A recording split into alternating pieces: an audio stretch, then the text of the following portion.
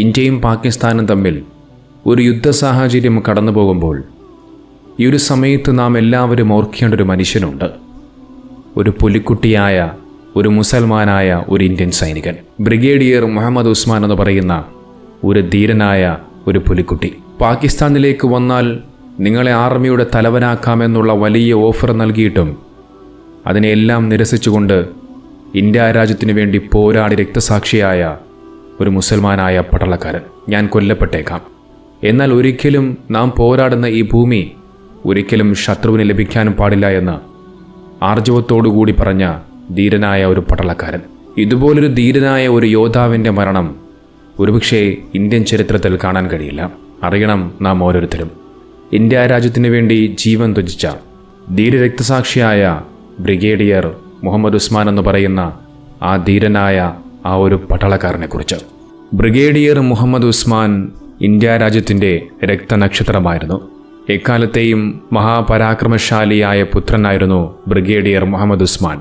പാകിസ്ഥാനിലേക്ക് വരൂ, നിങ്ങളെ ആർമിയുടെ തലവനാക്കാമെന്ന ജിന്നയുടെ offer തള്ളിക്കളഞ്ഞ ധീരദേശാഭിമാനിയാണ് brigadier Muhammad Usman.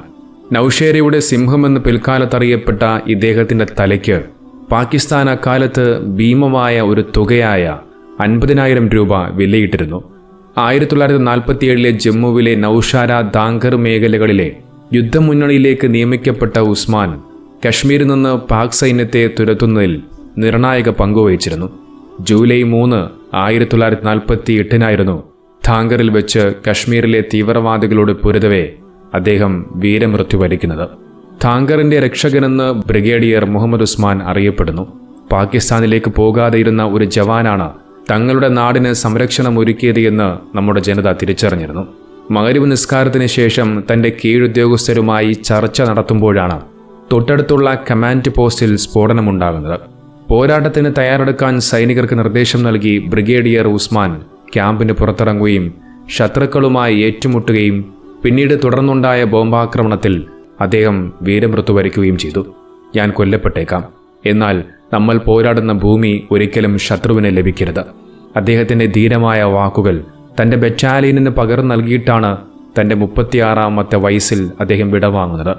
1948 July 3 യുദ്ധമുന്നണിയിൽ വെച്ച് മരിച്ചു വീഴുമ്പോൾ തൻ്റെ കൂടെയുള്ള പട്ടാളത്തോട് അദ്ദേഹം ഇങ്ങനെ പറഞ്ഞു: ഞാനിതാ മരിക്കാൻ പോകുന്നു. നമ്മുടെ ഭൂമി അവർക്ക് വിട്ടു നൽകരുത്. അക്രമികളുടെ പതനം വരെ നിങ്ങൾ പോരാടണം.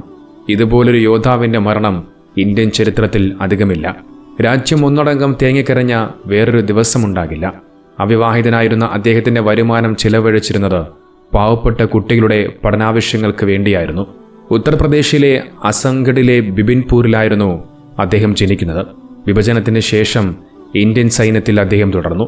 ഈ ധീരയോദ്ധാവിന് രാജ്യം ഉന്നത സൈനിക ബഹുമതിയായ പരംവീർ ചക്ര നൽകി ആദരിക്കുകയും ചെയ്തിട്ടുണ്ട്.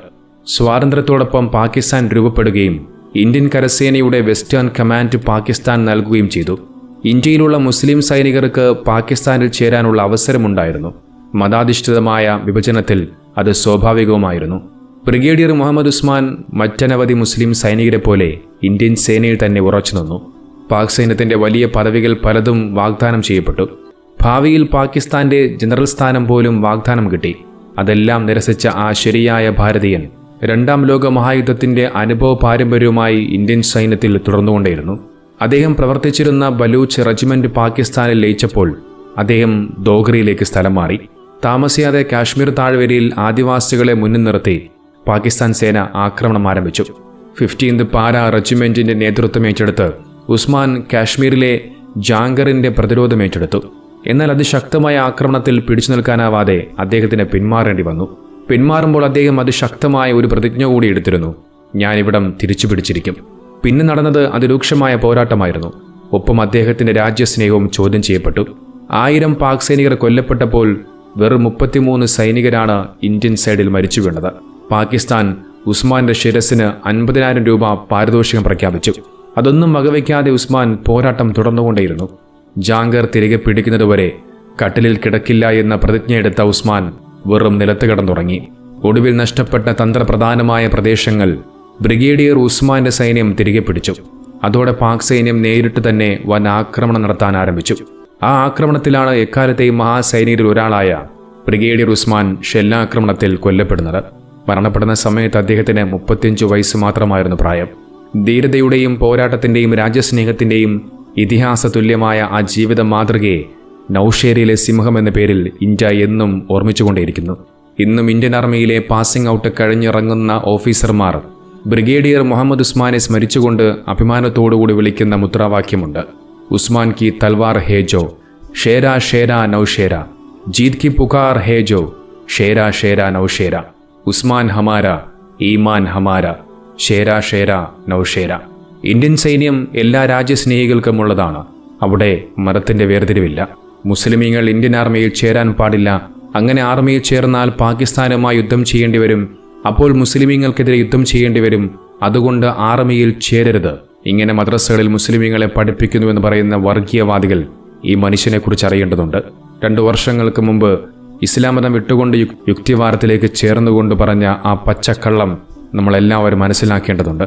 ഇന്ത്യയിലെ മതസൗഹാർദ്ദത്തെയും സ്നേഹത്തെയും തകർക്കാൻ ശ്രമിക്കുന്ന, ഇന്ത്യയിലെ ഹൈന്ദവരെയും മുസ്ലിമീങ്ങളെയും തമ്മിൽ പരസ്പരം വർഗീയ വിദ്വേഷമുണ്ടാക്കി പരസ്പരം തമ്മിലടുപ്പിക്കാൻ ശ്രമിക്കുന്ന, അതിലൂടെ വർഗീയ കലാപത്തിന് കോപ്പുകൂട്ടുന്ന ആരിഫ് ഹുസൈൻ എന്ന് പറയുന്ന വർഗീയവാദിയും അറിയേണ്ടതുണ്ട് ഈ മനുഷ്യൻ്റെ ചരിത്രത്തെക്കുറിച്ച്.